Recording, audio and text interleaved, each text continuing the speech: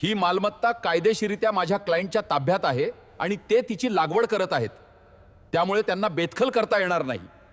सातबाऱ्याच्या उत्तरेवर शासन म्हणून भोगवाटदार सदरी नाव आहे. पूर्वी जुन्या उत्तरेवर वहिवाटदार सदरी आमचे नाव होते, ते तहसीलदार यांच्या आदेशाने रद्द झाले. जमीन आज ही आमच्या ताब्यात आहे. ती जमीन मी विसारपावती करून लिहून देऊ शकतो का, किंवा करार करून दुसऱ्याला कसण्यास देऊ शकतो का? नमस्कार मित्रांनो, मी आपला वकील मित्र विशाल गावडे. चला तर मग कायद्याचं म्हणजेच तुमच्या फायद्याचं बोलूया. अनेक वर्षापूर्वी शासनाने वेगवेगळ्या कारणासाठी गावातील अनेक लोकांच्या शासनाच्या शेतजमिनी कसून खाण्यासाठी आदेश करून दिलेल्या होत्या. ज्यांना त्या मिळकती शासन आदेशाद्वारे मिळाल्या ती व्यक्ती मयत झाल्यानंतर पुन्हा त्यांच्या वारसांची नावे सुद्धा वारस हक्काने जमीन करणार म्हणून लागली. पुन्हा शासनाने एकदा आदेश काढून ती नावे रद्द केली.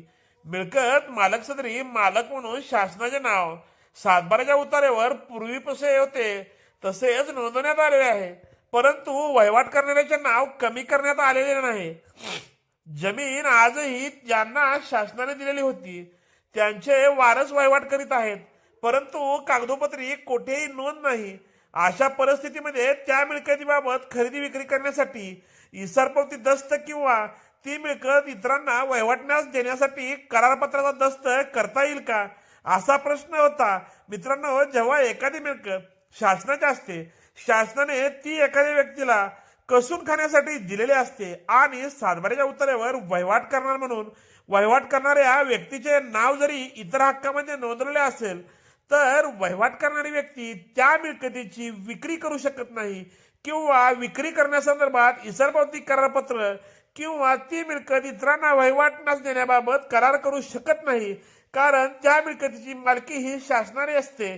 जर सातबाऱ्याच्या उत्तरावर इतर हक्कामध्ये वहिवाटदार म्हणून नोंद असूनही अशा प्रकारचे दस्त करता येत नाहीत, तर शासनाच्या अधिकाऱ्यांच्या एखाद्या आदेशाने नाव कमी झाल्यानंतर त्या मिळकतीवर संबंधित व्यक्तीचे वहिवाट सुद्धा राहत नाही.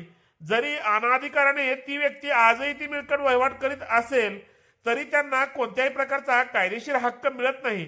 त्यामुळे केवळ जागेवर वहिवाट आहे, सातबाऱ्याचा उतारा शासनाच्या मालकीचा आहे. अशा परिस्थितीमध्ये त्या मिळकतीबाबत खरेदी विक्रीचा कोणत्याही प्रकारचा करारपत्र करणे, इसार करणे, पावती करणे किंवा मिळकत खंडाने भाड्याने वहिवाटण्यास घेण्याबाबतचे करारपत्र करून घेणे हे बेकायदेशीर होते. अशा प्रकारच्या कोणत्याही दस्तावेज लिहून घेणाऱ्यांना कोणतेही हक्क प्राप्त होत नाहीत आणि असे करार लिहून घेतले जात असताना लिहून घेणार हे संबंधित लिहून देणाऱ्यांना काही रक्कम सुद्धा देतात, तर ती रक्कम बुडण्याचे म्हणजेच परत माघारी न येण्याची जास्त शक्यता असते. कोणत्याही मिळकतीची इसार पावती करीत असताना किंवा ती मिळकत वहिवाट करण्यास भाड्याने किंवा खंडाने घेत असताना त्या मिळकतीचा मालक कोण आहे याची आधी खात्री करावी. ती मिळकत कोणाच्या ताब्यात आहे याची आधी खात्री करावी आणि त्यानंतरच अशा प्रकारची करारपत्रे करावी, म्हणजे आपले आर्थिक नुकसान होणार नाही. मित्रांनो, अशाच प्रकारची नवनवीन कायदेविषयक माहिती जाणून घेण्यासाठी अद्याप तुम्ही जर आमच्या कोर्ट कचेरी या युट्यूब चॅनलला सबस्क्राईब केलं नसेल तर सबस्क्राईब करा. त्यासोबतच कोर्ट कचेरी ऑफिशियल इंस्टाग्राम व कोर्ट कचेरी ऑफिशियल फेसबुक पेजला फॉलो जरूर करा. धन्यवाद.